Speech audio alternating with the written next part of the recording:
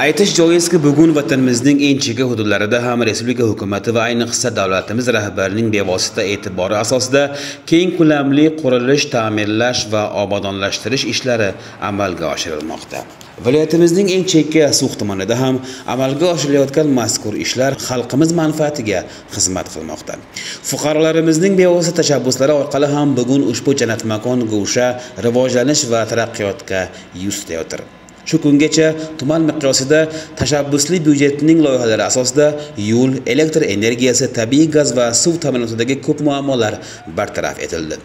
O'zbekiston Respublikasi Vazirlar Mahkamasining 2022-yil 2-fevral kuni qabul qilgan 49-sonli avtomobil yo'llari sohasida ochiqlik standartlarini joriy etish va sohada jamoatchilik nazoratini kuchaytirish chora-tadbirlari to'g'risidagi qarori ham xalqimiz tomonidan bildirilgan ezgu tashabbuslarini moliyalashtirish va hududlarning obodonchiligi, ayniqsa ichki yo'llarni ta'minlashda asosiy omil bo'lib xizmat qilayotganini bugungi amaliy ishlardan ham ko'rishimiz mumkin.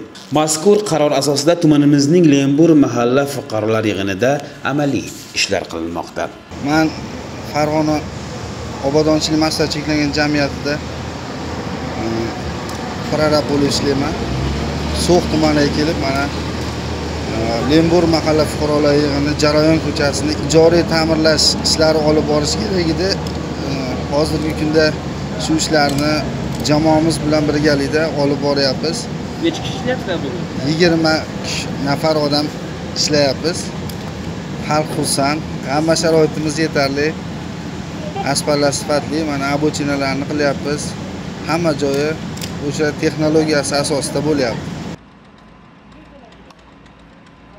Mening yo'lim loyihasi asosida tasdiqlangan manzilli dastur asosida Lembur mahallasidagi Jarayon ko'chasiga bugun asfalt qoplamasi yotqizilmoqda. Qurilish, ta'mirlash ishlari bugun jamoatchilik tomonidan nazoratga olingan. Mazkur ishlarga davlatimiz byudjetidan salkam 900 million so'm mablag' yo'naltirilgan. Ta'mirlanadigan ko'chalarning umumiy masofasi 1 km 800 metrdan iborat. Asosiysi, olib borilayotgan ishlardan xalqimiz mamnun va minnatdor. Bugun xonadonlariga ichimlik suvi tarmog'i kirib borgan lemburliklar bo'layotgan ishlarga shukrona bildirib, berilayotgan e'tibor uchun samimiy minnatdorchilik izhor etishayotir. Xalq xursand, navbat xalq xursand. Bir so'z bilan aytganda, bugun vatanimizning eng chekka hududlarida ham inson qadrini ulug'lashga qaratilgan barcha ishlar o'zining ijobiy samarasini bermoqda.